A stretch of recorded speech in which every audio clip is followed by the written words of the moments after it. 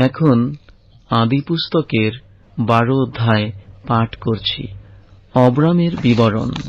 সদাপ্রভু অব্রামকে কহিলেন, তুমি আপন দেশ, জ্ঞাতি কুটুম্ব ও পৈতৃক বাটি পরিত্যাগ করিয়া আমি যে দেশ তোমাকে দেখাই সেই দেশে চলো।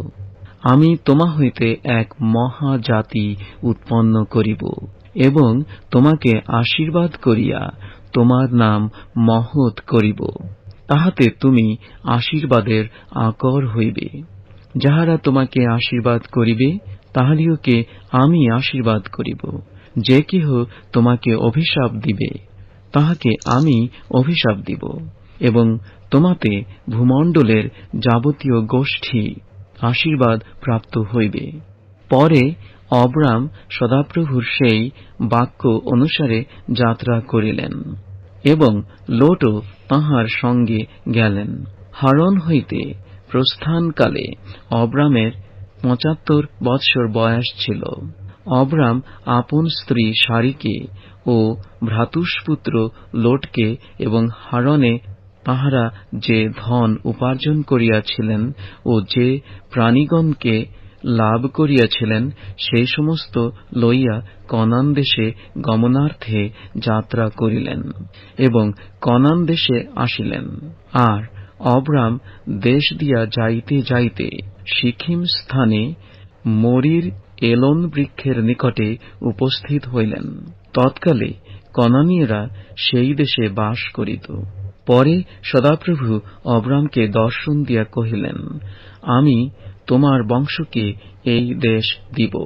আর সেই স্থানে অব্রাম সেই সদাপ্রভুর উদ্দেশ্যে এক যজ্ঞবেদী নির্মাণ করিলেন, যিনি তাহাকে দর্শন দিয়াছিলেন।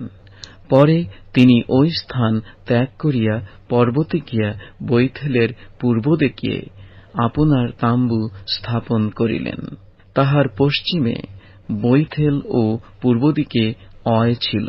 তিনি সেই স্থানে সদাপ্রভুর উদ্দেশ্যে এক যজ্ঞবেদী নির্মাণ করিলেন ও সদাপ্রভুর নামে ডাকিলেন। পরে অব্রাম ক্রমে ক্রমে দক্ষিণে গমন করিলেন। দেশে দুর্ভিক্ষ হইল, তখন অব্রাম মিশরে প্রবাস করিতে যাত্রা করিলেন, কেননা কনান দেশে ভারী দুর্ভিক্ষ হইয়াছিল। আর অব্রাম যখন মিশরে প্রবেশ করিতে উদ্যত হন, তখন আপন স্ত্রী সারিকে কহিলেন, দেখো, আমি জানি তুমি দেখিতে সুন্দরী।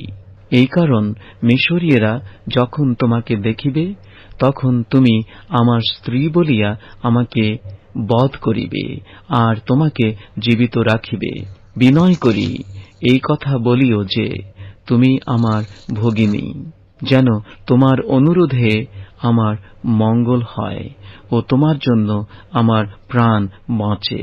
পরে অব্রাম মিশরে প্রবেশ করিলে মিশরীয়রা ওই স্ত্রীকে পরম সুন্দরী দেখিল। আর ফরৌনের অধ্যক্ষগণ তাহাকে দেখিয়া ফরৌনের নিকটে তাহার প্রশংসা করিলেন।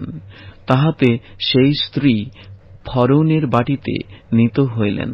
আর তাহার অনুরোধে তিনি অব্রামকে আদর করিলেন। তাহাতে অব্রাম মেষ, গরু, গর্দভ এবং দাসদাসী, গর্দভী ও উষ্ট্র পাইলেন। কিন্তু অব্রামের স্ত্রী সারির জন্য সদাপ্রভু ফরৌন ও তাহার পরিবারের উপরে ভারী ভারী উৎপাত ঘটাইলেন। তাহাতে ফরৌন অব্রামকে ডাকিয়া কহিলেন, আপনি আমার সহিত এ কি ব্যবহার করিলেন? উনি আপনার স্ত্রী, এই কথা আমাকে কেন বলেন নাই? উহাকে আপনার ভগিনী কেন বলিলেন? আমি তো উহাকে বিবাহ করিতে লইয়াছিলাম। এখন আপনার স্ত্রীকে লইয়া চলিয়া যাউন। তখন ফরৌন লোকদিগকে তাহার বিষয়ে আজ্ঞা দিলেন, আর তাহারা সর্বস্বের সহিত তাহাকে ও তাহার স্ত্রীকে বিদায় করিল।